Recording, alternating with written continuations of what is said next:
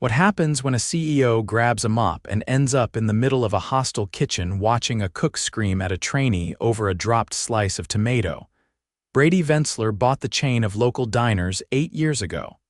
Back then, it was just 4 locations. Now it had grown to 12 across the Midwest. Business was steady, reviews decent, but lately he'd been losing sleep. A few complaints had landed on his desk, nothing dramatic, just little things: cold food, long waits, a waitress crying in the bathroom during a shift. Brady wasn't one to ignore small cracks. Cracks turn into breaks. He hadn't personally met most of the staff. His team handled onboarding. His face wasn't plastered in stores, and he rarely visited in person. The brand had a corporate feel, which worked in his favor now. So when he decided to go undercover, no one would question it. He grew out his beard a bit, added glasses, wore an old delivery cap, and changed his posture a little. He looked like any guy trying to hold down a second job. Brady picked the location in Farmington because it was the oldest one and hadn't been renovated since the takeover. It also had the highest turnover rate. He signed up as a part-time cleaner on night shifts, nothing glamorous. He wanted to see what happened behind the scenes. His first shift started on a rainy Tuesday. The manager, a tall guy in his early 40s named Troy, barely looked up from the tablet when Brady walked in. "You the new guy?" Troy asked. "Yeah, Ben, starting today." "Cool, go grab a mop. Kitchen floor gets greasy around closing." That was it. No welcome, no intro, just a mop. Brady didn't mind. He was here to learn. The kitchen was chaotic. The head cook, an intense guy named Marco, barked orders nonstop.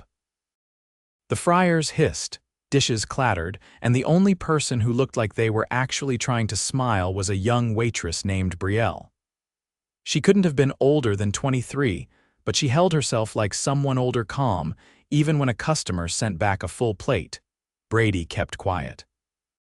He mopped behind the prep stations, careful not to get in anyone's way. An hour in, a new trainee joined the kitchen. Kid named Jonah. Nervous, skinny, maybe 18. Marco didn't even look at him when Troy shoved a name tag into his hand and pointed to the grill. "Watch and learn," Marco said.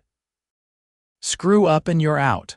Jonah nodded quickly, biting his lip. Brady kept working, but he listened close. The tension in the kitchen was thick. Marco seemed to enjoy making people squirm. At one point, he slammed a spatula on the counter because someone placed lettuce under the patty instead of on top. "You want to ruin the order, just write your name on it," Marco snapped. Jonah winced. About 30 minutes later, Jonah accidentally dropped a tomato slice while assembling a BLT. It hit the floor, nothing major. Brady saw it happen. The kid looked around, went to grab another slice, but Marco stormed over, eyes wide. "What the hell was that?" Marco growled. I dropped a slice, sorry, I'll replace it. You think we got food to waste, huh? You think this is a game?" It was just one piece. "I didn't mean to." Marco got in his face. "You waste product, you waste money. You do that again and I'll toss your skinny ass out that door, you hear me?" Brady froze. He was behind the prep table, mop in hand. No one else said anything. Even Troy, who had been watching, didn't step in. Jonah's hands shook as he nodded. "Good," Marco muttered. "Now get it right." Brady kept mopping, but his chest was tight. That wasn't discipline. That was intimidation. Over a slice of tomato, he finished the shift, quiet and heavy. As he walked to his truck, he sat in the driver's seat and rubbed his face. He thought about the kid. About the manager who watched and said nothing. And about Brielle, who worked hard, smiled through the chaos, and didn't get any backup either. Brady had seen enough for one night. He'd be back the next night, still undercover. But this time, he wasn't just watching. Brady showed up 15 minutes early the next evening. The parking lot was still half empty, the sky overcast. He stood outside the back entrance for a minute, watching a delivery driver unload boxes of frozen food. No one helped him. The boxes were heavy, and the driver kept shifting his grip to keep them from tipping. Brady stepped in silently and grabbed 2 of the top boxes. The driver glanced at him. "You work here?" "Yeah," Brady said. "Just started." The driver nodded. "Thanks. Usually I just leave them at the door. They tell me not to wait around." Brady followed him into the back hallway. A prep cook was wiping down shelves, earbuds in, oblivious. The driver dropped his clipboard on the counter and left without a word. Brady stacked the boxes in the walk-in freezer, then changed into his work shirt. The kitchen was already warming up. Brielle was checking the dessert fridge, her hair tied back tighter than yesterday. She glanced at Brady and gave a small nod. Troy walked in from the front, sipping from a branded-to-go cup. "Hey, Ben, right?" he said. "Yeah, you're on dish tonight, we're short," Darnell called out. Brady nodded. "Where's the station?" Troy pointed without walking over. "Back corner." "You'll figure it out." Brady walked to the sink area. It smelled like wet bread and bleach. Dishes were already stacked from lunch plates with hardened sauce, silverware crusted with eggs, mugs half rinsed. The sprayer handle was cracked and the drain backed up within minutes. He worked silently, eyes scanning the room while his hands moved. Marco was already barking orders again, but this time his tone was lower, more muttered, like he hadn't slept. Jonah was back. His eyes looked sunken, his apron stained. Brady watched him glance toward the exit twice in the first half hour. A new face entered the kitchen. A woman in her 50s, short gray curls, wearing a cardigan over her uniform. She moved quietly, with practiced efficiency, checking inventory on a clipboard without interrupting anyone. She introduced herself to Brady as Denise when she saw him at the sink. "I do ordering. Been here since the merger," she said. "Troy handles scheduling, though, if he remembers." She was friendly, but her voice had an edge to it, like she'd seen things fall through the cracks too many times. Brady caught Marco snapping at her 5 minutes later. "If we run out of bacon again, it's on you," he said. "You used 3 extra packs last week. That's why we're light," Denise replied calmly. Marco rolled his eyes. "You always got an excuse." Brady kept his eyes down, but his chest tightened. There was no reason to treat her like that. She was doing her job. At 7 o'clock, the dinner rush hit. Orders flooded in. The window filled with tickets. Marco's shouting picked up pace and Troy stayed in the office.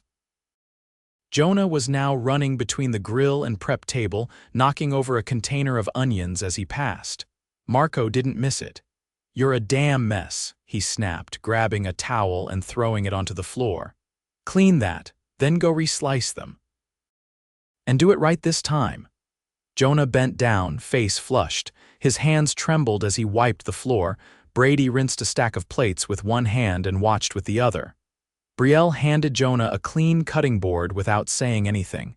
She didn't look at Marco, just kept moving. Half an hour later, a customer came up to the counter to complain. "Cold sandwich." Troy wasn't around, so Brielle called for a manager. Marco came out instead, wiping his hands on a towel. "It's cold," the customer said. "Not warm, not toasted. I don't want this." Marco didn't apologize. He just stared. "You ate half of it." "I took 2 bites. It's not what I ordered." Marco crossed his arms. "So now what? You want a refund?" The woman's face stiffened. "I'd like a new sandwich, that's all." Marco snorted. "Fine. Next time, say something before you eat most of it." Brady felt something twist in his gut. That wasn't how you handled complaints. Not even close. When Marco returned to the kitchen, he slammed the sandwich onto the prep table. "Remake this," he told Jonah. Jonah hesitated. "Do I toast it?" "Yes, it's a melt. You toast melts," Marco shouted. Jonah flinched and grabbed the bread. The next hour was chaos. Brady kept rinsing, scrubbing, stacking. His back ached. The sprayer leaked onto his shoes. No one checked on him. No one offered a break. He saw Brielle refill her own water glass from the soda machine, not once offering herself a pause. Her pace never slowed. At 9:30, Jonah dropped a pan.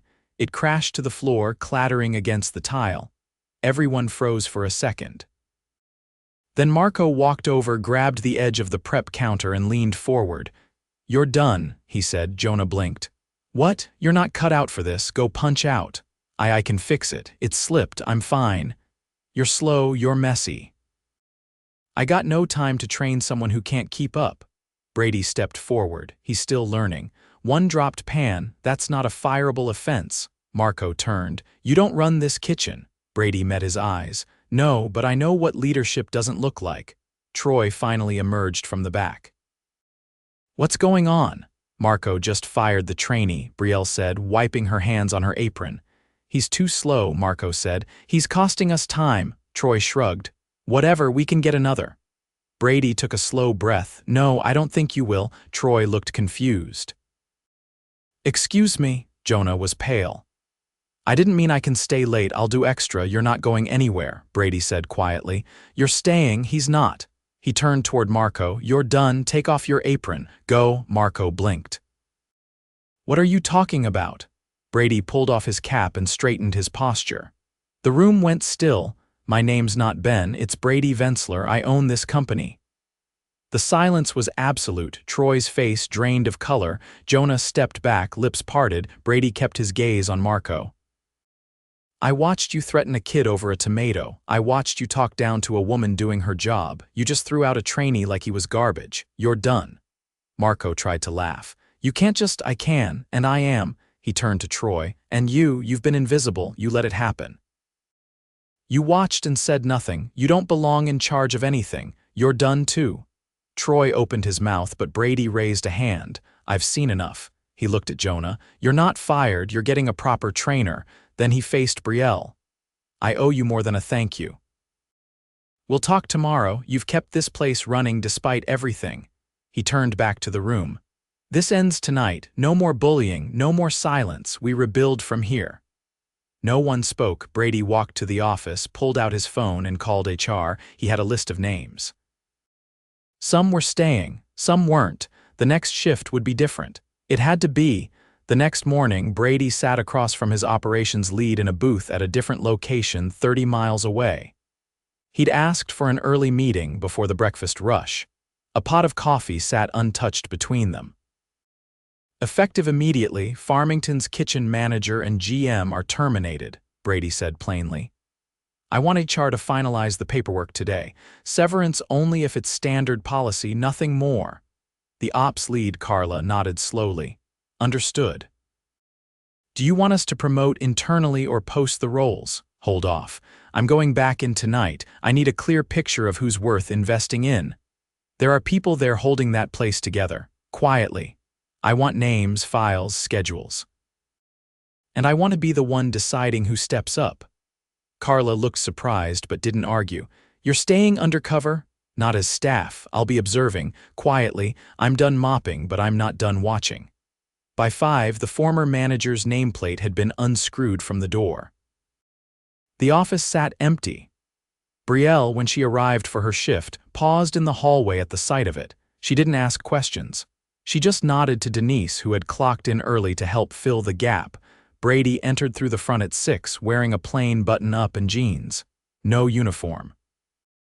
No hat, just himself. He took a seat at the furthest booth near the back window. From there, he could see the entire floor and part of the kitchen through the pass-through. The crew was light. 2 servers, Brielle and a younger guy named Shane, were covering the floor. Denise was unofficially coordinating, clipboard in hand.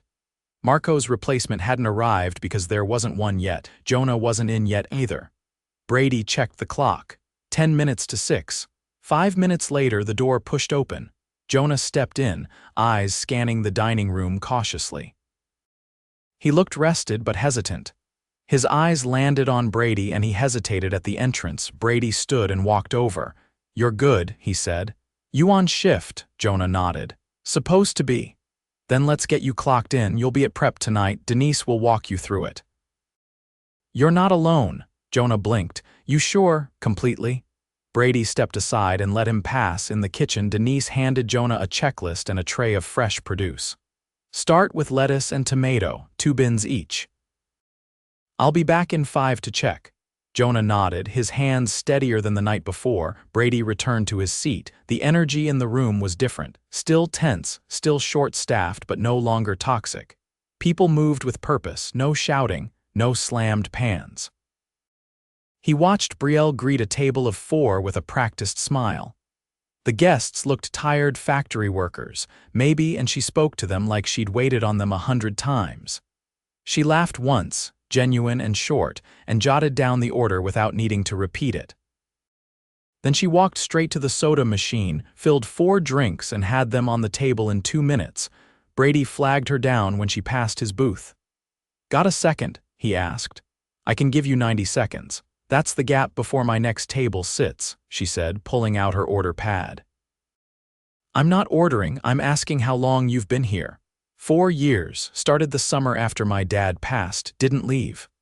"Why?" "Because I needed the job, and because I didn't want to leave it worse than I found it," he nodded slowly. "You've done more than most." She glanced at the empty manager's office. "You're not just here to observe, are you? No, I'm here to fix it." She tucked the pad back into her apron. "Then start with the schedule. We haven't had a full weekend crew in months. People keep quitting after one shift, I noticed.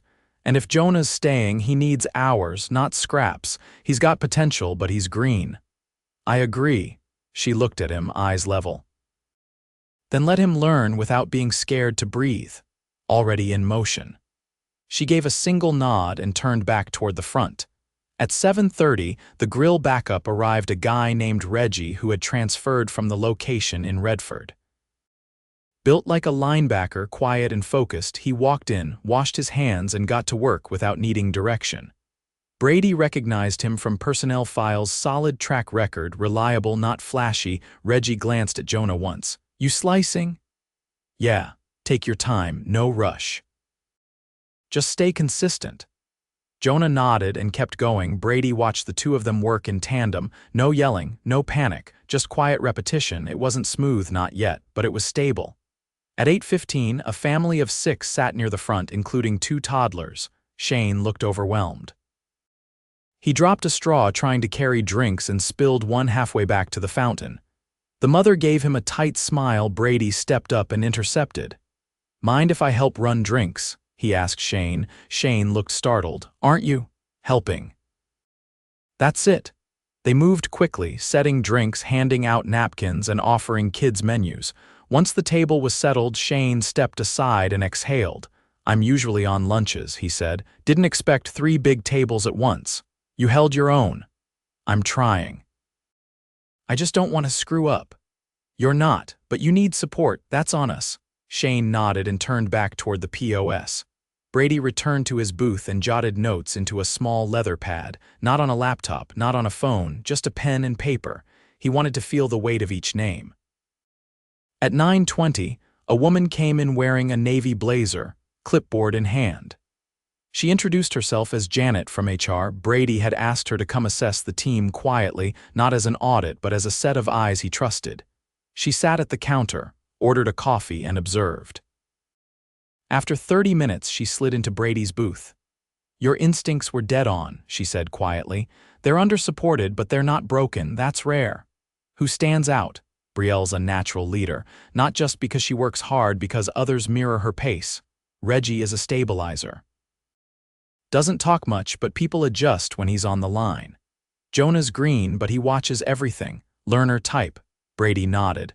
"What's missing?" "Formal structure, no shift lead, no accountability tree. They were operating in chaos, but what's wild is they adapted. They created an unofficial system around Brielle and Denise. That's leadership, even if it's unspoken." Brady closed the pad. "Can you draft a transition plan? We're not hiring outside, I'm promoting from within." "Done. You want to announce tonight or wait?" "Tonight." "No more waiting." Janet stood. "Then I'll grab the paperwork." At 10, as the last customers left, Brady stood at the counter and rang the bell once. The team gathered slowly. He looked at each of them, one at a time. "I came here pretending to be someone else because I didn't know how far things had slipped. What I found was worse than I expected, but what I also found was you." No one moved. "Brielle, you're stepping in as acting GM, effective immediately. Full title and pay once HR finishes processing." "You've already been doing the job." Her eyebrows rose, but she didn't speak. "Denise, you'll support scheduling and operations. Title will reflect that. Jonah, you're on a 30-day development track. Reggie, you'll be lead line. Shane, you're shifting to full-time days. You're not a temp anymore." The room stayed quiet, but the tension broke, not with applause, not with cheers, but with breath, long, steady breaths. Brady nodded once. From now on, you have support and you have authority. And if anyone threatens that, they answer to me." He turned to leave, but paused at the door. "You earned this. I just finally saw it."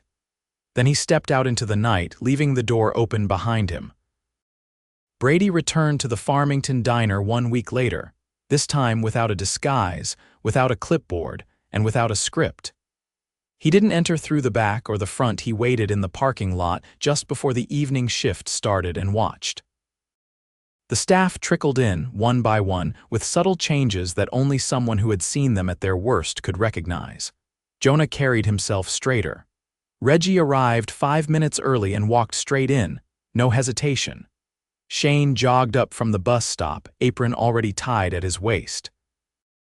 Denise pulled her keys from her bag and unlocked the side entrance without looking around. And Brielle, she wasn't just walking in.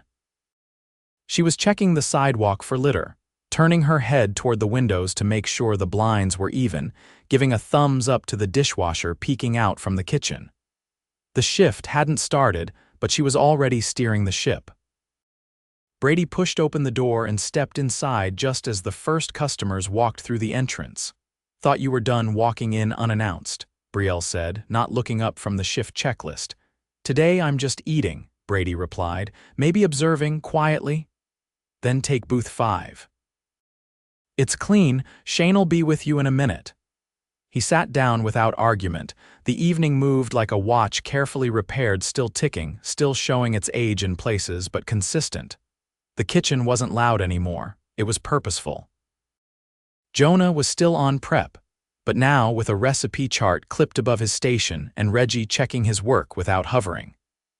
Denise floated between the stockroom and the line, adjusting inventory with a tablet and making notes Brady had never seen anyone bother with before. Shane managed his section with urgency, but not panic. He didn't drop a single item. When he forgot to bring a side of mustard to a table of 3, he caught it himself before they had to ask. He brought it with a quiet apology and then looped around to check the soda fountain without prompting. Brielle stayed off the floor most of the time. She was in the back, working on the schedule. Brady caught her marking availability while talking to Reggie at the same time. "I know you've got your kids' recital next Friday, so I'll cover you the night shift." "You'll owe me a Sunday," she told him, pen moving across the paper. "I'll take that deal," he said, not missing a beat as he plated a burger. Brady's meal arrived with everything correct, hot, and on time. He didn't say a word. He didn't need to. The difference was visible in every corner of the space. After closing, he waited in the dining room while the team cleaned. He hadn't asked them to stay late. They did it by habit now without being told. When the last chair was flipped onto a table, he stood. "I won't keep you long," he said, raising his voice just enough to carry. Everyone turned toward him. This place was broken, not because of the work, because of the way people were treated. That's changed, and it doesn't change back. He paused. "You've done more in 7 days than most teams do in a month. You've held each other up. You've set new standards. You've proven that leadership doesn't come from above, it comes from the floor up." He turned to Brielle. "You set the tone. That's rare. I want to make it permanent. Full GM title. Full authority. You'll report directly to Carla in operations. You'll also join our leadership council. That means quarterly meetings with regional managers and a say in future training programs." She blinked. "You're serious?" "I don't say things twice." He looked at Denise. "You're being moved to salaried operations support. You'll help roll out a new tracking system across multiple locations. Your insight on inventory and ordering is going to clean up a lot of messes." Denise crossed her arms, still suspicious. "You going to actually listen to the reports I send now?" "Yes, and they'll bypass middle management." She gave a short nod and said nothing more. Brady turned to Shane. "You've got potential. You learn fast and you don't quit when it gets hard. Starting Monday, you're in a structured development program. If you want to move into assistant manager within 6 months, we'll give you every tool." Shane looked stunned. "I didn't think you saw all that." "I see everything now." Then he faced Jonah. "You've had a rough start. But you showed up. You asked questions, and you didn't run. That matters. You'll stay in training, but I'm assigning a mentor from another location. You'll shadow them twice a week. Paid. Jonah nodded, but didn't speak.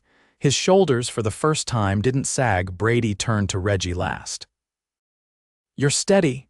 People adjust around you. That's leadership. You don't need a title to have influence, but I'm giving you one anyway. You're now kitchen lead. That comes with a raise and the expectation that you help train every new hire. We need more people like you. Reggie gave a single nod. I'll make sure they don't end up like how Jonah started. That's the idea. Brady looked at the whole team. I can't fix everything, but I can promise this: no more silence. If someone screams at a trainee, they're gone. If a manager hides in the back while others carry the weight, they're gone. We're not building a business, we're building a standard. He stepped back and let the room exhale. Get home, you've earned it.